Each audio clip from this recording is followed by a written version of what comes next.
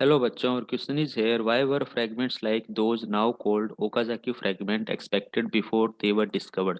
देखिए, Okazaki dish जो fragments हैं, इनको इनकी डिस्कवरी से पहले इनको हम क्या कंसीडर करते थे वो पूछा गया। तो ये रेप्लिकेशन, जब डीएनए का रेप्लिकेशन होता है तो ये हमारे बनते हैं। एक होता है हमारा 5:3 स्टैंड और एक होता है 3:5 स्टैंड। जो 5:3 स्टैंड होता है इसे हम क्या कहते हैं, लीडिंग स्टैंड कहते हैं। और इस लीडिंग स्टैंड पर हमारे डीएनए की कंटिन्यूस सिंथेसिस होती है। क्या होती है? कंटिन्यूस सिंथेसिस होती है, जो हमारा नया स्टैंड बनता है। ठीक है। वहीं हम बात करें 3:5 स्टैंड, ये जो हमारा है इसको हम क्या कहते हैं, लैगिंग स्टैंड कहते हैं।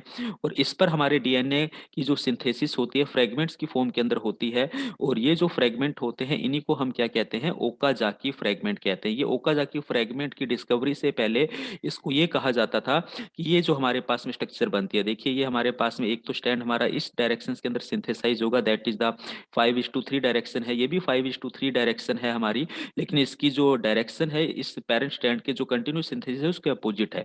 इनको ये जो हमारे पास में स्ट्रक्चर है that is the replication fork. जब हम ओकाजाकी फ्रेगमेंट्स की जब डिस्कवरी नहीं हुई थी तो हम ये कहते थे कि हमारा रेप्लिकेशन फोर्क क्या होता है, मूव होता है with the double stand DNA molecule. जैसे जैसे इसकी सिंथेसिस होती है मूव होता रहता है। तो ये स्टेटमेंट इसके लिए कहा जाता था कि हमारा जो रेप्लिकेशन, एक्चुअलिटी में आप ये मान के चलिए कि ये हमारा रेप्लिकेशन फोर्क का मूवमेंट शो करता था। क्या करता था?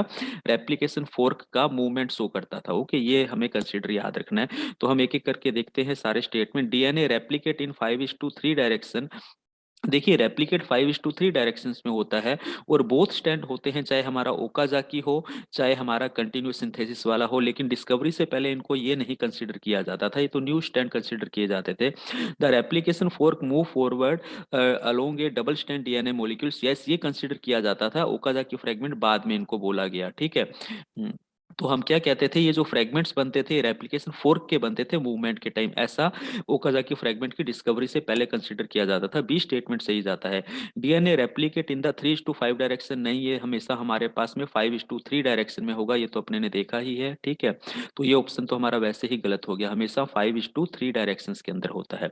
तो ये ऑप्शन गलत है। DNA primase places short RNA primer sequencing along with the DNA molecule. ये ओकाजाकी फ्रेगमेंट्स के कारण नहीं हो रहा, आरएनए प्राइमर तो दोनों जगह पे ही हमारा ऐड होता है। ठीक है। और ये क्या करता है, हमारे डीएनए पॉलीमरेज थर्ड को एसोसिएट करके पॉलीमराइजेशन करवाएगा। तो ये भी ऑप्शन हमारा गलत होता है।